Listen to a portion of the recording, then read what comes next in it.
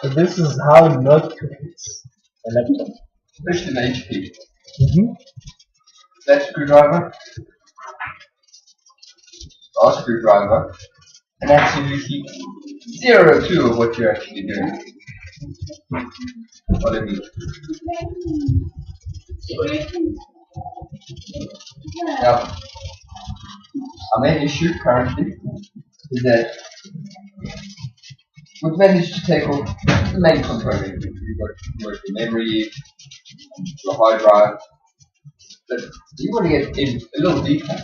Now the problem is, we've located all the screws we can, and yet we still seem to be missing a couple of them.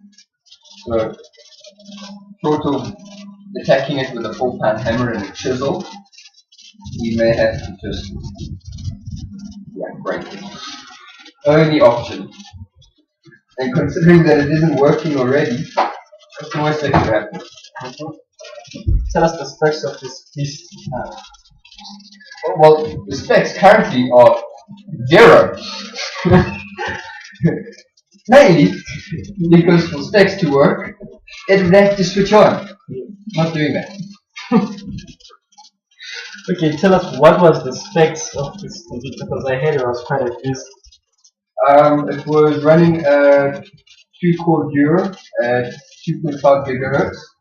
If I'm not mistaken, it had a 3 gig RAM and how much memory was it? It was 4. Then we had a Blu-ray player. Blu-ray player, all your usual wireless, Wi-Fi, all the fun stuff, which amounts to fuck all if it doesn't switch on. Alright, Jimmy, it was nice chatting to you. Now let's get some real work going.